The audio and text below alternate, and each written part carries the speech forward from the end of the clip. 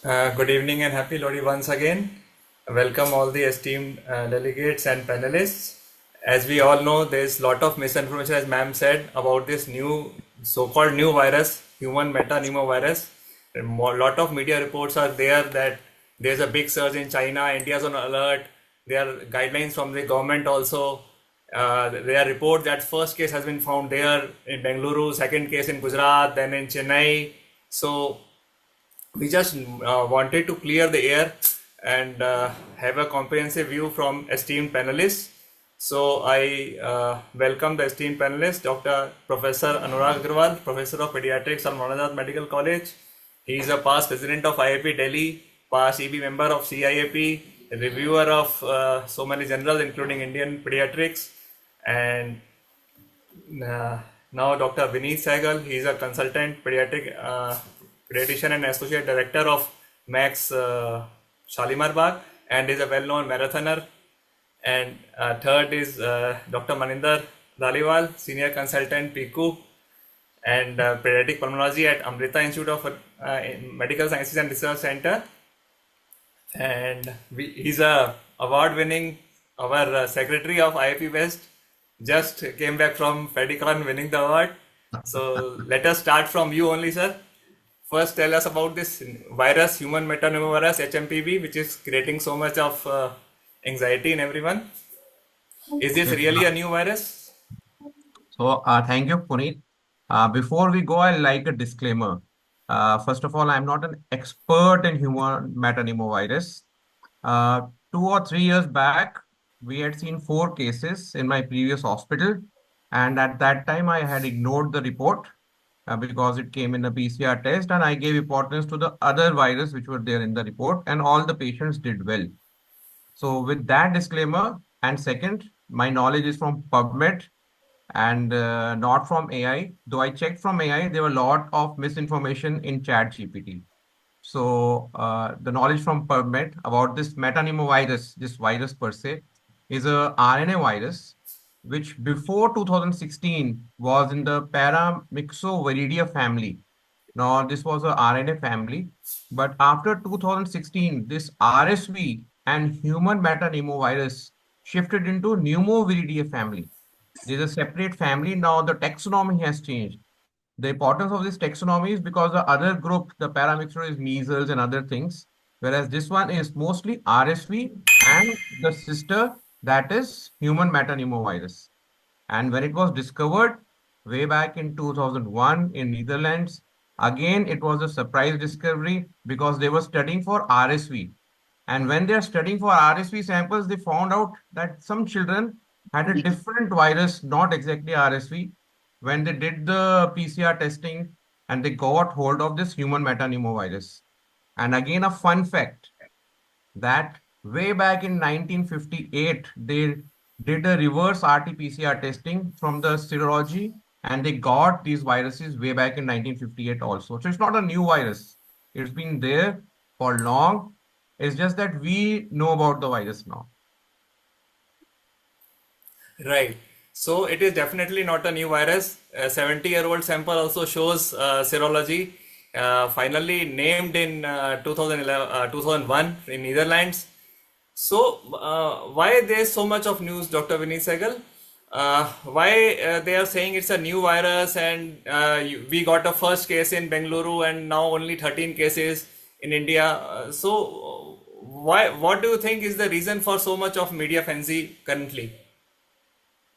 Media को तो कुछ ना कुछ चाहिए ना all the time media needs something to be hyped up so they need one event after the other but of course I think with our past experience with the COVID or the corona, so anything which seems to originate or gets reported from China, the world is on alert कि भाई कोई नया एपोकलिप्सी disaster होने वाला है. So I think it's been blown out of proportion.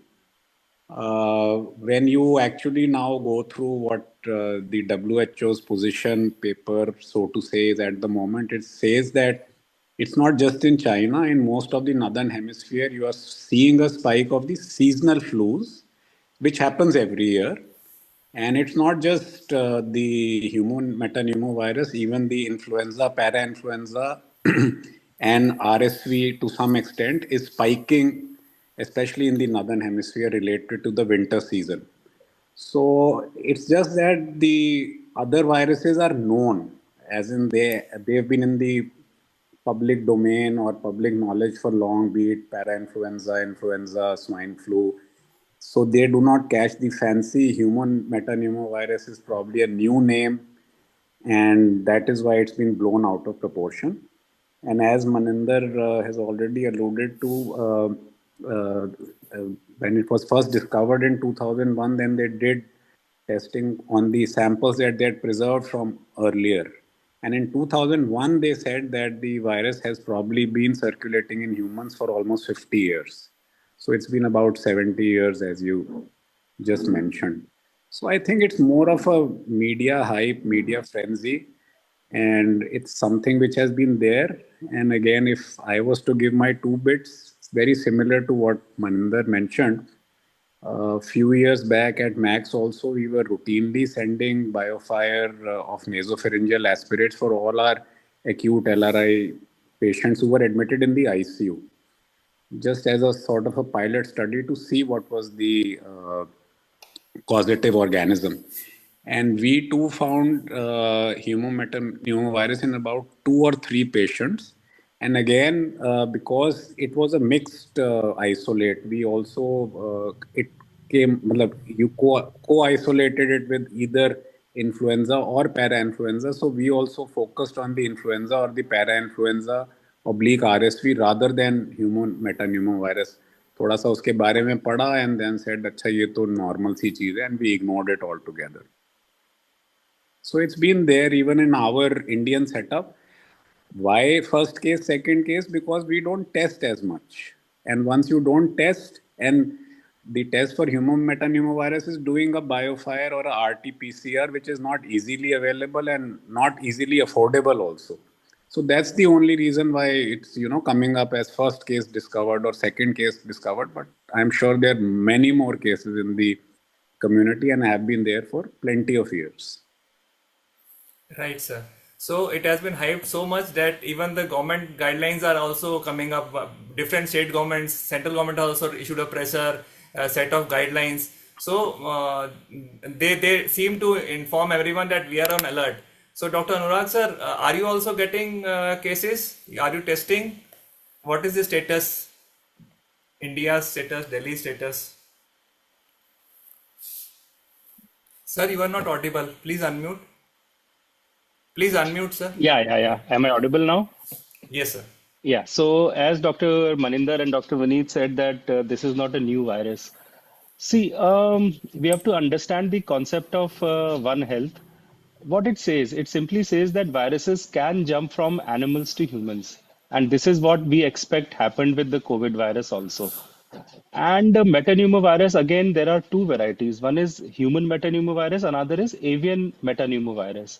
And as Dr. Vineet rightly said, that samples which were preserved for last 50, 60 years, serum samples, when they were tested in 2001, when this virus was discovered, antibodies were found against this virus. So we know that it is there with us for more than 50 years.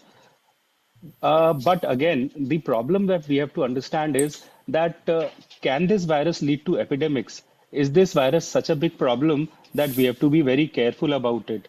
So we know that this virus is present for the last 50 years. If you look at the avian metapneumovirus, which is slightly different from human metapneumovirus. So human metapneumovirus is type A and B, and avian is again A, B, C, D. So the type C avian virus is somewhat similar to type A and B. So there is a feeling that type C virus jumped into humans. But the human metapneumovirus nowadays only infects the humans or monkeys, but does not infect birds or other mammals. So now they have found that some cotton rats are also infected by this virus, whereas avian metapneumovirus affects only the birds. Now, whenever there is a sudden surge of cases and some virus is found, there is always a feeling कि has the virus jumped from the birds, or has the virus mutated to some extent and can it cause a severe disease? So yes, there is a hype and a furore at this point of time, and it rightly should be after having faced COVID. When initially we were relaxed, we were having all kinds of events in our country and across the globe, and nobody thought of zoonosis, nobody thought of One Health, nobody thought that viruses can jump from animals to humans and cause such huge problems. So we should be careful, we should investigate and keep a watch, look for mutations, and see how the virus is spreading. Now, the number 2 point, every year we have some kind of a surge in a particular virus. For example, this year we are having huge numbers of RSV. Around 2 years back, it was adenovirus when our ICUs were filled with adenovirus, and we had 8 late recovery syndromes of adenovirus and whatnot. And I think last year we had an influenza epidemic kind of a scenario in the winters. So maybe in China this year they are having metapneumovirus, but till date nothing great has been reported, which is showing that this virus will cause a lot of morbid mortality or something of that sort. Because this virus is known to cause simple URIs and respiratory infections, and in children under 5, it can cause lower respiratory tract infection, bronchiolitis, or pneumonias, or it can infect the elderlies who are having a lot of comorbidities. So under 5 children are always at risk, and elderly are always at risk. Now, as Dr. Maninder and Dr. Vineet also said that they saw cases in their ICUs, we also conducted a study in 2022, and we got 5 cases of metapneumovirus out of 180 samples. Yes, there are viruses like they behave like RSV, they behave like H influenza. So presently, we should be careful. We should wait and watch, keep our eyes and ears open, and then see how the situation evolves in the future. We could have a sudden increase in number of cases. We may not have it because the winters is the season wherein this virus is usually more active. Thank you. Yeah. So, Dr. Maninder, so cases, as sir is saying, ki, it usually there is a surge, there is a seasonal surge which happens every year. So, if there is a mutation, there is a change in strain. So, can it lead to this outbreak, real outbreak or pandemic? What do you think? We should not speculate at all. Right. What I will tell you is a fact. Human metapneumovirus is a brother of RSV. So Right. RSV is a seasonal virus. It never causes pandemic. It causes seasonal epidemics. So similarly, we do not expect suddenly a virus to change its strain or its capacity and suddenly become more virulent. It's like the winter twin of RSV. So sometimes once you do a throat panel, limited throat panel in which you do only H influenza A, B, and RSV, and they all come negative, maybe that was human metapneumovirus. Because we have seen many cases in bronchiolitis, we suspect it will come RSV positive, but it all comes negative. Maybe that's all human metapneumovirus. So I do not feel, but that would be a speculation again, that human metapneumovirus ideally will never cause a pandemic. It is usually the winter strain like RSV. So, basically, a surge, only winter seasonal surge is what is expected Just usually. before RSV or on after an RSV, they'll create a havoc. That's it. Okay. So, as we know, it affects all the ages. But what are the who all are at higher risk, Dr. Vineet? Puneet, before going on to that, just this question of is pandemic a possibility? So, pandemic usually happens when a novel virus kind of gets introduced into the human population. What we must understand is that the human metapneumovirus has been there for a long time, and there is no known rapid shifts. And just like RSV, as Maninder has been saying, it's a cousin of RSV, so it behaves that way. So all of us, most probably in our lifetime, have already been exposed to the human metapneumovirus, and some sort of a partial immunity does exist. Even if we don't have a complete immunity, a partial immunity exists. So a pandemic is really unlikely. Though, of course, if the virus mutates drastically, it could happen. But then, because it's not a novel virus, so pandemic is unlikely.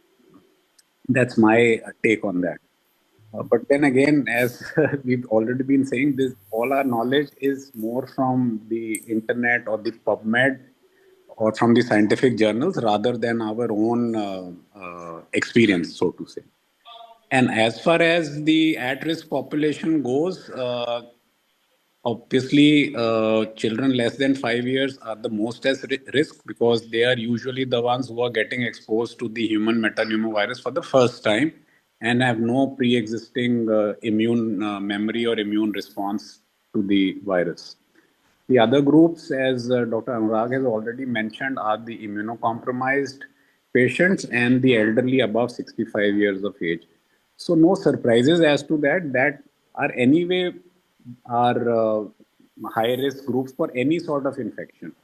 So, children less than 5 years, above 65 years adults, and immunocompromised. Yes, the children less than 5 years have probably the most severe disease, and just like RSV, commonly the peak is between 2 to 6 months of age.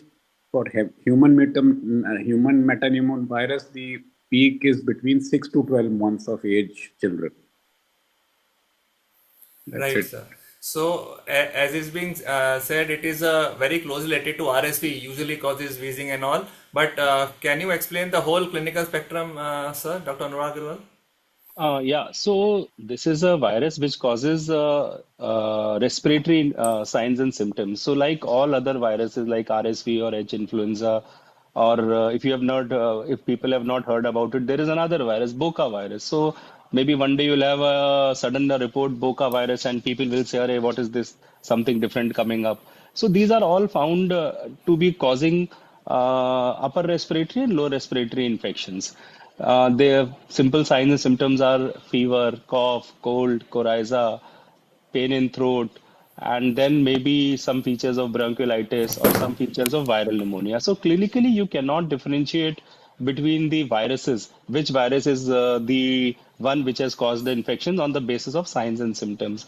There was a recent study which has just been published in Lancet also, Bangladesh study, wherein they tested around 1,500 samples, if I remember the figure correctly, over 1 year, and they have reported various viruses that includes metapneumo. And I asked them a question because it come for review to me that can you clinically differentiate? Did you find anything which pointed towards a particular virus? Again, they said no. That has been the finding over last so many years since the time we have been doing RT-PCR. So it is a virus which causes routine respiratory signs and symptoms, and it can cause bronchiolitis, pneumonia, or it can cause viral pneumonias. That is what we call it. Nothing more than that. Okay. So, as sir said, ki there is not much of differentiation, but still any specific difference from COVID, like COVID has specific loss of smell or something. So, Dr. Maninder, any thing you have gone through the literature? Okay, so I'll keep it very simple for everybody. Yeah. If the child is less than 2 years and the child is behaving like bronchiolitis, it is mostly RSV. You do the test. If it's coming positive, it's RSV bronchiolitis. If it is negative, consider human metapneumovirus. If the child is between 2 and 5 years of age, either it can be a flu or otherwise, second option can again be a human metapneumovirus. So if you're suspecting 2 to 5 years and you're starting your empirical Tamiflu in this season, it's okay. But do a throat panel. And if throat panel H1N1 is positive, it's good. If not, then do consider human metapneumovirus. Though treatment is nothing Remain there. the same. But but you should know that this is the point. And about COVID, I think so. COVID is no more novel anymore, and so it's not causing that much damage to us in any way. So I don't think so. COVID is a possibility in long shot also. So only two things we should always keep in mind: RSV and influenza less than 2 to 5. Otherwise, human metapneumovirus can cause up to 18 and 65 also. But we're not worried because it never leads to ICU admissions. Right, sir. So, Dr. Vineet, what are the specific tests available, RT-PCR and BioFire? How important are they? Where are they actually needed? Because the treatment is symptomatic, there is no specific antiviral. See, the issue is if you're one, obviously, it is not needed in OPD cases. As simple as that. Unless you have one of those very fussy patients who insists कि doctor साहब क्या है क्या ये तो बताओ. Then you can tell them to go and spend their well-earned money and get the nasopharyngeal aspirate done, RT-PCR. उसमें आ गया तो बहुत अच्छा है. फिर वो कहेंगे क्या करना है, तो कह रहे हैं कुछ नहीं करना, वही Calpol Crocin लेनी है. So, I mean, it's a difficult question to answer in the sense that if we don't do the test, we don't know the epidemiology. But then to do it for an illness in which you have no specific treatment, and anyway the illness is going to be mild and self-limiting in the vast majority, are we justified in doing the test? So we will probably have to identify a certain subset or a certain situation in which you can do the test. So maybe in a research setting or in a academic setting or in a medical college, you might want to do tests for the extremely sick children who get admitted to the ward or the ICU needing oxygen or needing intensive care. Yes, maybe. But for the vast majority of patients who walk in and out of our patients, और हम हर किसी को viral label करके by God's grace ठीक भी कर देते हैं, तो उनमें तो RT-PCR is not warranted, no? So that is the desi answer. Academic answer, Dr. Anurag will give. Right, sir. Over to Dr. Anurag. Sir, you are mute. Kindly unmute.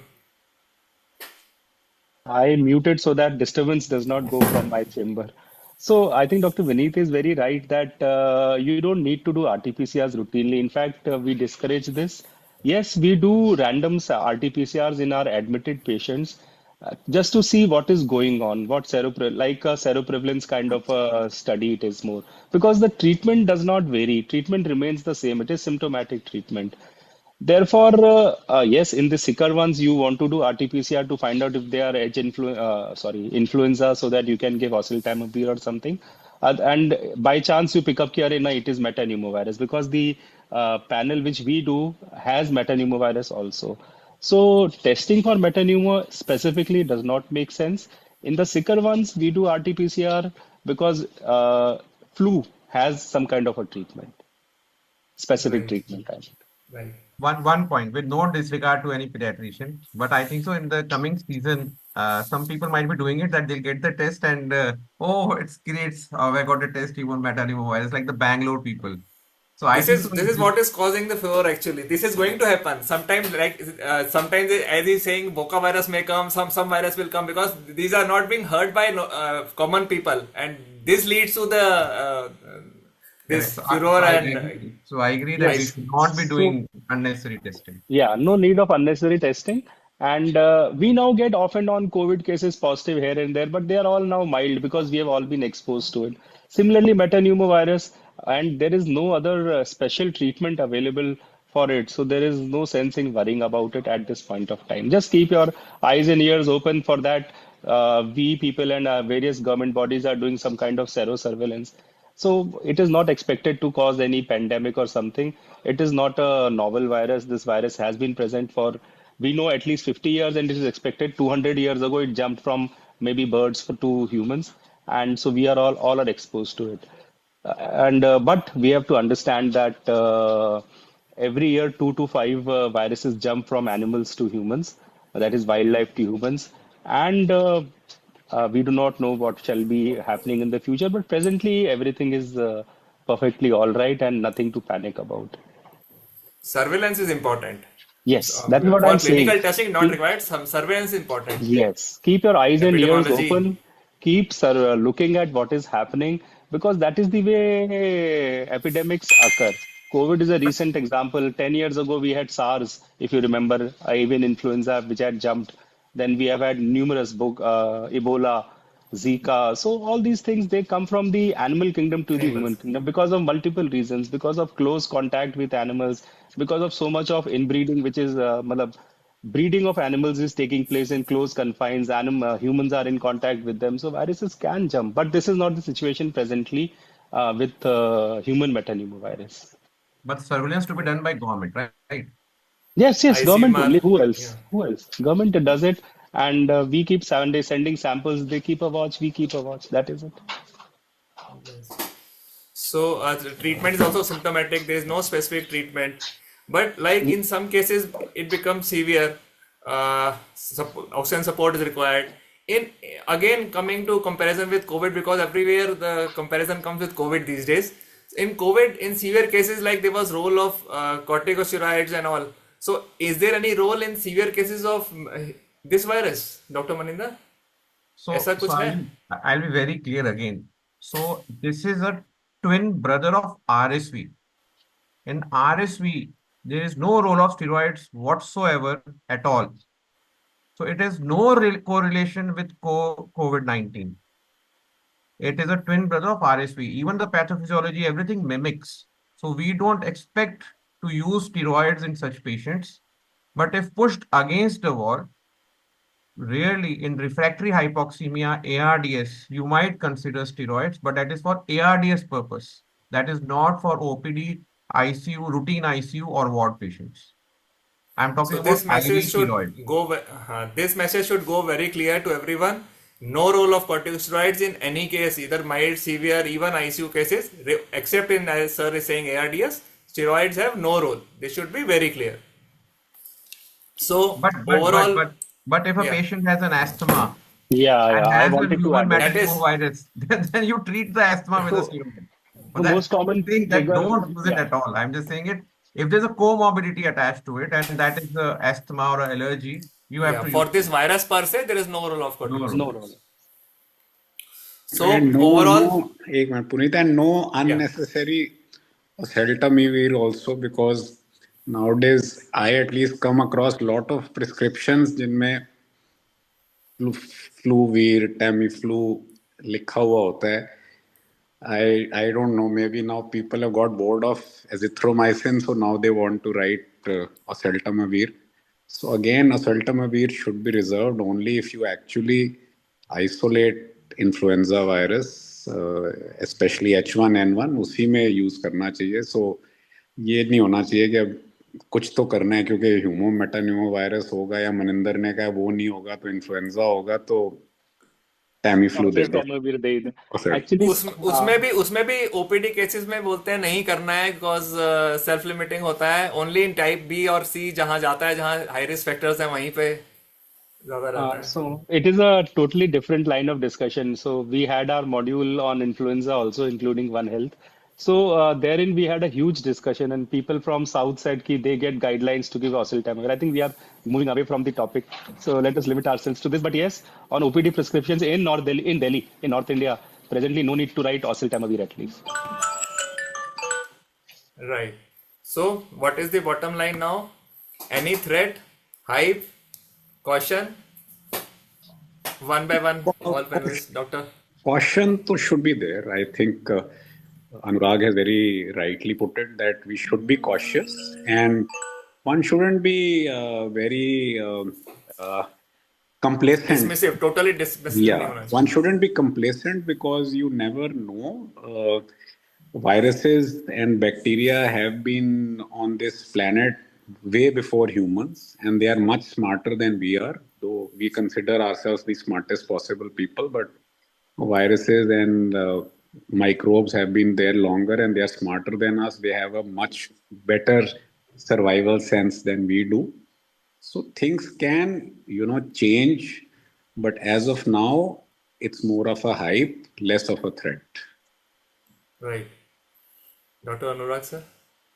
Yeah, I think Dr. Vineet has summed up very nicely that be cautious, keep your eyes and ears open, but presently there is nothing to worry about. It is more of a new name for a lot of people, so they are suddenly excited. People even said that the stock market tanked because of HMPV. So they are attributing X with Y, which has no relevance, I believe. Be careful, keep a watch. Yes, I think that is nothing more than that. Treat it as a routine URI. You don't need to get biofires other than maybe intensive cares wherein you have a doubt between bacteria and virus, or you have an influenza epidemic going on. Other than that, doesn't make much of a difference on how you manage patient. It's like any LRTI or URI, whatever is presenting to you, in whatever form it is presenting. जैसे आप stock market कह रहे थे, कल एक बच्चा कह रहा था अंकल लॉकडाउन लगेगा क्या? उसको एक्साइटमेंट लॉकडाउन की है. उसको छुट्टियां चाहिए थी, वो स्कूल से बोर हो छुट्टियां सी गया था. एक्सटेंड, हाँ विंटर वेकेशन खत्म हो रही है, वो ये लॉकडाउन लगेगा क्या, नया virus. So Dr. Maninder, anything I just like to say that it is not a airborne like tuberculosis virus. It's a droplet infection. So the precautions that you need to take are not so hi-fi precautions of N95, which was like COVID. So the routine for any flu, that precautions that you want to take on a personal level, that is good. So if you have a patient who has asthma, allergy, you have a patient with a heart disease or a chronic lung disease, you can take the precautions definitely. But otherwise, no need to create a panic, no need to worry. The government will tell you when to worry. Right now, just आराम से जियो जिंदगी and enjoy करो. Happy Lodi to all. So I think Dr. Maninder has pointed something very important. Whenever we have URIs, we should take due precautions so that it does not spread in the community. Children or adults sneezing over each other and coughing over each other is not a very healthy thing. Be it COVID, be it H influenza, be it metapneumo or any other virus for that matter. So universal precaution is always good. We should follow it so that we are able to decrease these problems in the community as such. Because see, ultimately, a child having bronchiolitis or bronchopneumonia has to spend 10 days admitted and another 7, 10 days on some kind of medication. So take due precautions, prevent spread of respiratory viruses at least. Exactly. This is extremely important that we follow the general instructions. This prevents number of viruses. It's important. So So, thank, there is one line thank on you. vaccines also because we are pediatricians. So somebody must have thought of a vaccine for metapneumo also. And I'm telling you, the Western world is so smart. They work so hard. They have so many things in their heads. They think ahead of everybody. And a lot of research is going on vaccines also.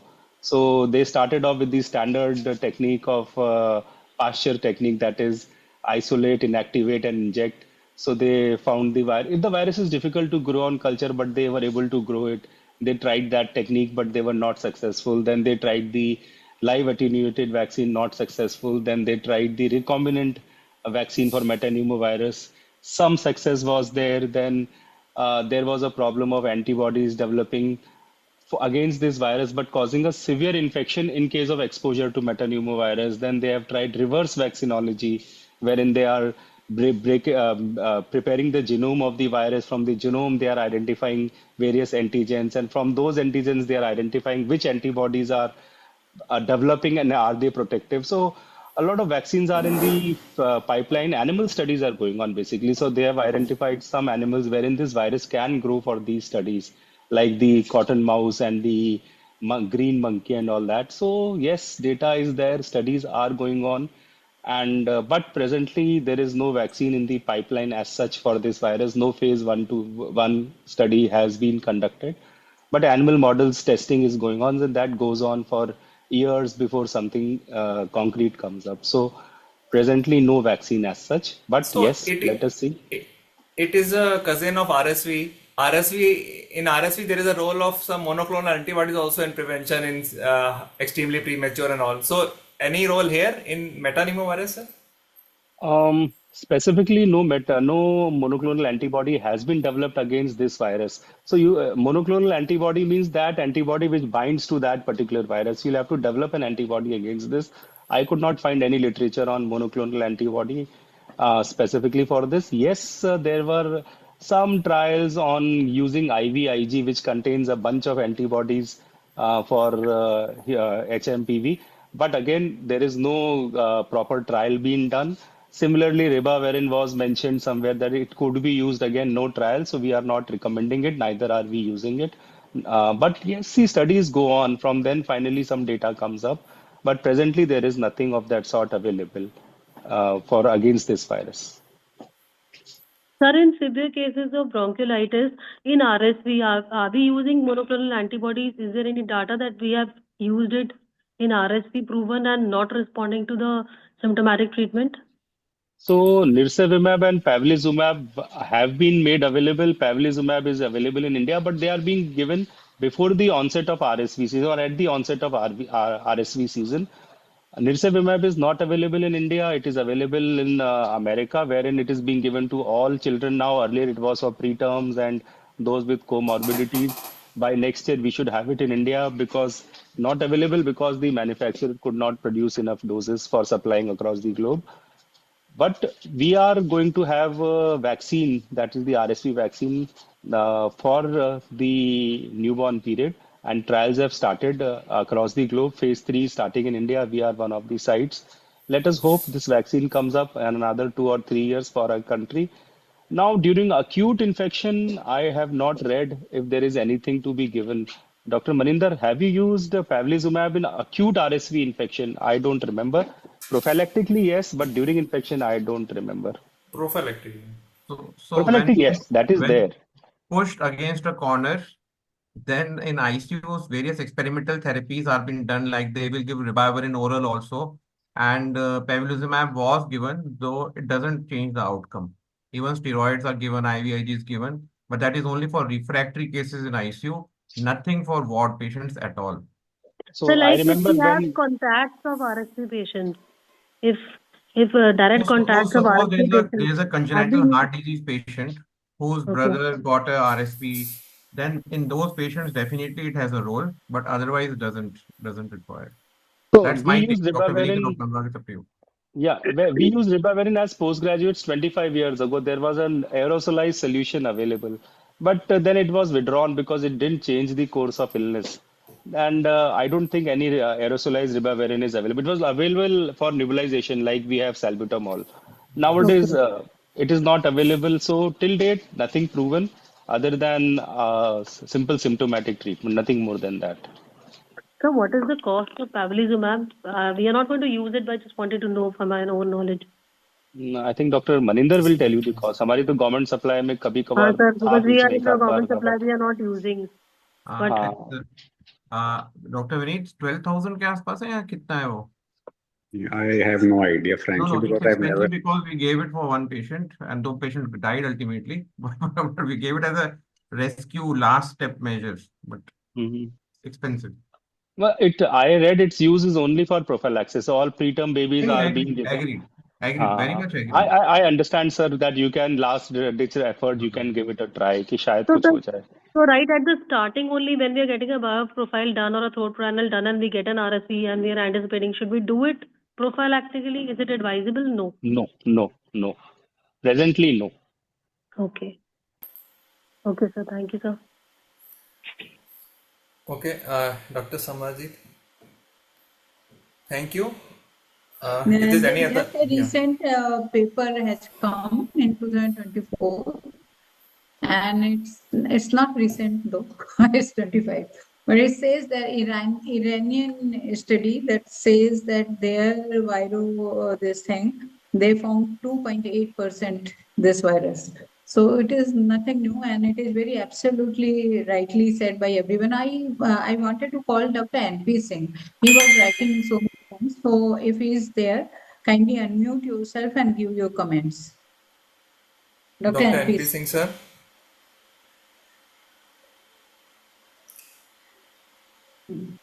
Hello.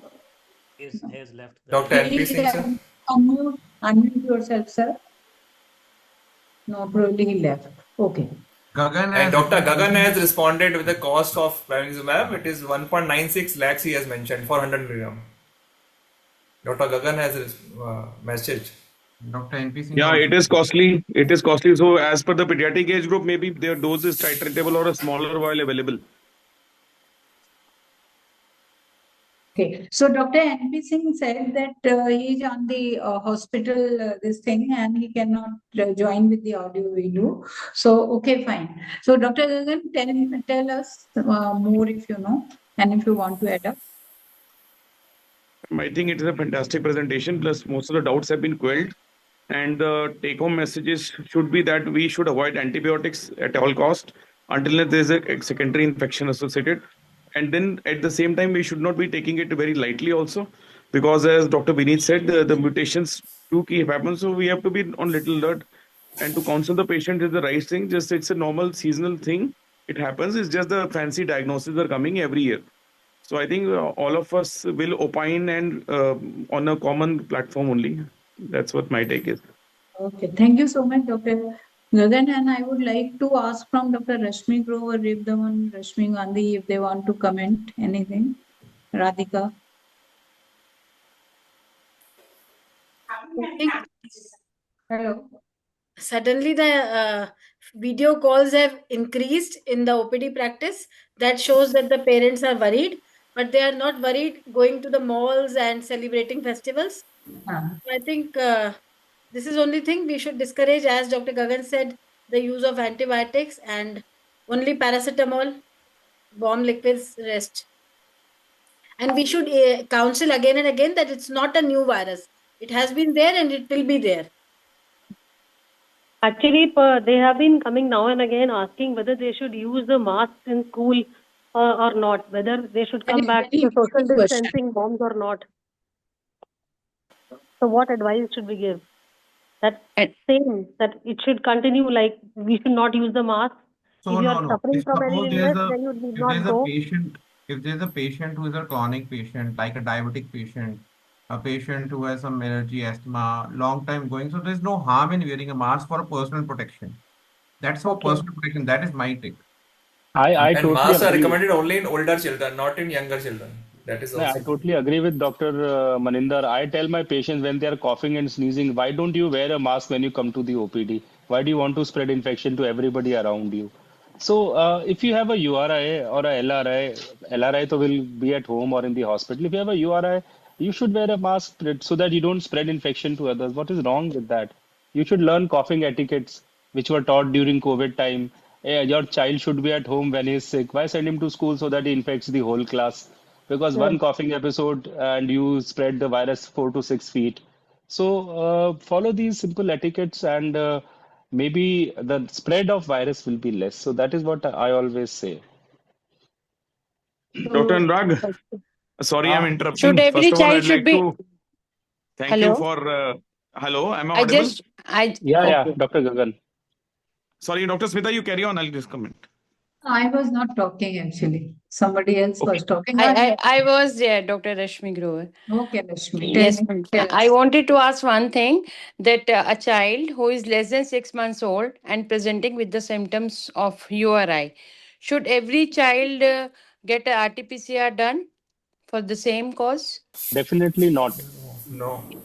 No. I think we need to make a strong statement as to need of nasopharyngeal aspirate or an RT-PCR. Do it only as you are doing it right now. You do it only for your very sick patients who are in the hospital needing intensive care, and you are not doing the biofire to rule out human metapneumovirus. You are doing it to detect any other bacteria, maybe strep, maybe staph, or some treatable virus such as influenza. So the biofire is not to rule in or rule out human metapneumovirus. It is to detect any bacteria or influenza virus which is amenable to some definitive treatment. Yeah. Okay. Thank you, sir. It is, Thank you. it is a Dr. chance Sandhya finding wants because the to kid say has it. something. Thank you, sir. Dr. Sandhya, Dr. Sandhya, you are posting your comments if you want to say something. Hello, good evening, everyone. Yeah. I joined very late, although couldn't join early. I had put an alarm also. So, but yeah, whatever I gather from the discussion, it is very aptly said that one, no need to panic. Second, we have to follow similar guidelines like we have been doing for H1N1, which can as much be dangerous if severe or if causing lower respiratory infection, but has to be treated like with supportive care if upper respiratory. So. Okay. So, there was one question I put to Dr. Puneet while talking to this, and I am asking from our panelists. That was like development of evolution of vaccine in recent time, like COVID. So, was it a haste decision to develop and bring them bypassing the trial phases, or is it some technological advancement? How COVID vaccine was approved so quickly? It was the need of the time, actually. They had to do it. There was no other option. It was a new virus. The main thing which helped in fast development was new technology, that was mRNA technology, and the trials phase 1, 2, 3 were conducted simultaneously rather than sequentially. So that saved lot of time. Dr. See, Anurag? yeah, so to develop a vaccine, the time required is it takes decades presently. but you can cut it down to 2 to 3 years if you do things fast. For COVID vaccine, it was, as rightly pointed out, urgency and emergency. So a lot of things were, you call it an emergency use authorization. EUA was given. So a small sample you did one, another small sample you did phase two, and then simultaneously you were doing phase three. So yes, we have a lot of experience with vaccines now, and once the protein against which the antibody which is protective is identified, then life becomes easy. The only problem with these viruses, and for example, dengue virus also, is that sometimes having those antibodies causes a homotypic and heterotypic reaction, and then you suddenly have a severe disease. So yes, you can produce vaccines rapidly now. As I talked about reverse vaccinology, another way of producing vaccines rapidly. So we are on the fast track, and nowadays what governments are doing is that they keep various basic vaccine formulations tested on animals ready. So if there is an epidemic, you can start off with your phase one, two, three, and by year you can have the vaccine in the market. So nowadays the process has become very fast, and there are thousands of vaccines which are tested in animals and kept in reserve to be used in case of an epidemic, because the vaccine has to have some commercial value also before you go in for That phase is one, true two, three for trials. viruses also, Dr. Anurag. True for viruses, yes. So true for many viruses, That is like what is happening. yeah, like rhinovirus vaccine Bio. again. Huh? I am Your just voice. joking.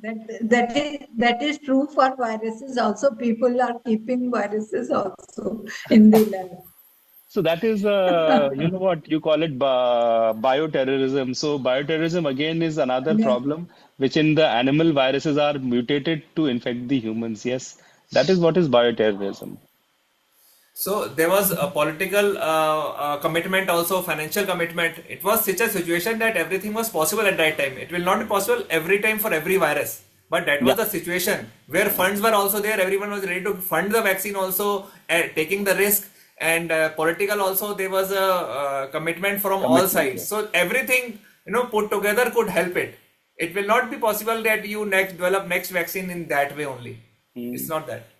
So somebody has asked, do you So need these vaccines? Of course not. We don't need these vaccines. These are research molecules. A lot of research goes on, and people do PhDs, so they have some kind of a baseline work done.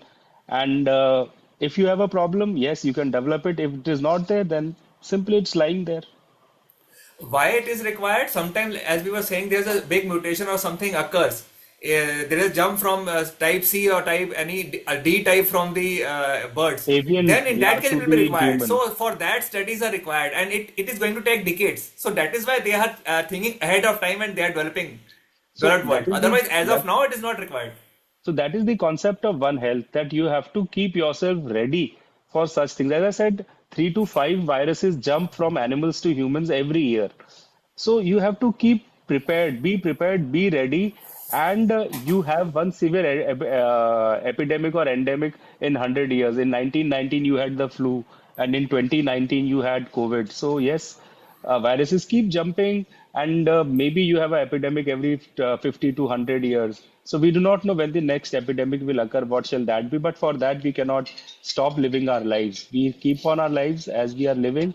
And metapneumo, this is just a scare and nothing more than that presently. And nothing much needs to be done other than wait and watch. Pandemic preparedness is a topic in itself. Yeah, definitely.